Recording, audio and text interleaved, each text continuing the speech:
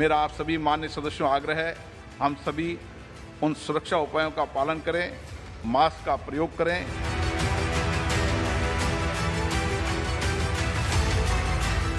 जिस वायरस ने दुनिया भर में मौतों का तांडव मचाया, वो एक बार दोबारा लौट रहा है और जिस खतरनाक तरीके से वो लौट रहा है, उसके परिणाम ऐसे होंगे कि देखे नहीं जाएंगे। हर तरफ लाशों का अंबार होगा, आंसुओं का सैलाब होगा। जी हाँ, हम उसी कोरोना वायरस की बात कर रहे हैं जिसने इंसानों से उनकी सांसें ही छीन ली। ये वायरस जहां से दुनिया भर में पनपना शुरू हुआ था, यानी चीन से, इस बार भी उसी चीन में कोरोना ने आतंक मचाना शुरू कर दिया है। सिर्फ चीन ही नहीं, बल्कि जापान, दक्षिण कोरिया और अमेरिका में भी कोरोना अपनी दस्तक देने लगा है। कोरोना के बढ़ते मामलों को देखते हुए हमारा देश भारत भी अलर्ट मोड पर आ गया है और इसकी शुरुआत देखने को मिली है लोकतंत्र के मंदिर यानी संसद में। जी हाँ, संसद में आज मास्क अनिवार्य कर दिया गया है।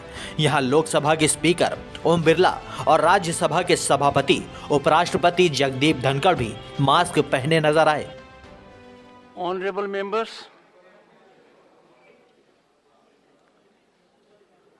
I urge all the honorable members to be extra cautious about the surging COVID cases in the world.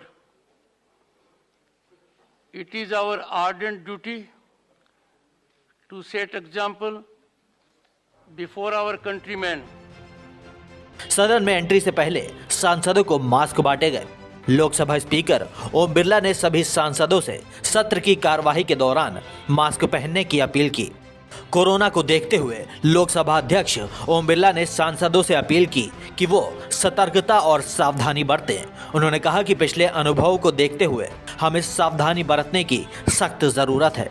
Om Birla ने कहा कि सभी सांसद मास्क का इस्तेमाल करें। इसके अलावा अपने क्षेत्र में जन जागरण के लिए भी कोशिश करें। उन्होंने कहा कि सामूहिक प्रयासों से कोरोना को हम हराने का काम एक बार फिर करेंगे। माननीय सदस्य, मैं आपका ध्यान विश्व के कतिपय देशों में कोविड-19 महामारी के पुनः सक्रिय होने की ओर आकर्षित करना चाहता हूं। कोविड-19 के पिछले अनुभवों को देखते हुए हमें निरंतर सतर्कता और सावधानी रखने की आवश्यकता है। सरकार ने भी तत्परता से कदम उठाते हुए पूरे देश को कोविड-19 से संबंधित आवश्यक सुरक्षा उपायों के पालन करने की सलाह दी है। मेरा आप सभी मान्य सदस्यों आग्रह है, हम सभी उन सुरक्षा उपायों का पालन करें, मास्क का प्रयोग करें तथा इस संबंध में जन जागरूकता फैलाने में अपना योगदान दें। मेरा विश्वास है, जैसे हमारे देश ने पहले भी सामूहिक प्रयासों से कोविड-19 पर विजय प्राप्त की थी, हम आगे भी उसी प्रकार से इस महामारी को रोकने में सफलता प्राप्त करेंगे। सभी माननीय सदस्यों के लिए गेट पर मास्क उपलब्ध करा दिए गए हैं। प्रश्नकाल मिल गया ना सबको? ठीक है। उधर दूसरी तरफ प्रधानमंत्री मोदी ने देश में कोरोना की स्थिति की समीक्षा के लिए एक अहम बैठक बुलाई है। इस बैठक में तय किया जाएगा कि कोरोना के तिबारा आगमन से कैसे निपटा जाए।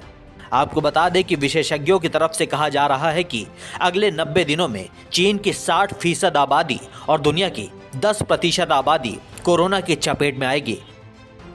कहने का सीधा मतलब यह है कि पिछली बार सिर्फ 1% लोगों की ही मौत हुई थी, लेकिन इस बार सीधे 10% लोग इस बीमारी में मारे जाएंगे। कितनी तबाही आने वाली है। जिसने कोरोना की दोनों लहरों को देखा होगा उसे याद होगा कि कैसे हर तरफ आफत का मंजर था। अब वही आफत का मंजर 10 गुना ज्यादा हो जाएगा। इसलिए सावधान नहीं है तो सावधान हो जाइए।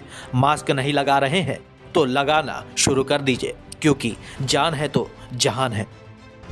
उनको लेकर के उत्तर प्रदेश सरकार सतर्कता के साथ आगे बढ़ रही है। हमने ऐसे सभी स्थल जहां भीड़ भाड़ वाले हैं वहां कोविड का प्रोटोकॉल पालन किए जाने के लिए सलाह जारी की है, एडवाइजरी जारी की है। और जितने भी हमारे हॉस्पिटल्स हैं उसमें कोविड को लेकर जो हमारे आईसीयूज थे उनको सक्रिय किया जाए, उनको ठीक किया जाए। हमारे जो ऑक्सीजन प्लांट्स हैं उनको सुचारू रूप से चालू रखा जाए और जितने भी हॉस्पिटल्स में कोविड को लेकर के पहले जो तैयारियां थी उनको पुनः हम पूरा करके करेंगे।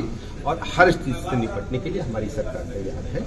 जो कोविड का नया वेरिएंट आया है उसके मामले में भी यदि कोविड कोई पॉजिटिव पेशेंट पाते हैं तो उसकी भी हम जांच करा करके अलग से उसकी केयर करेंगे और उसको आइसोलेट। डेस्क रिपोर्ट, दी भारत टीवी।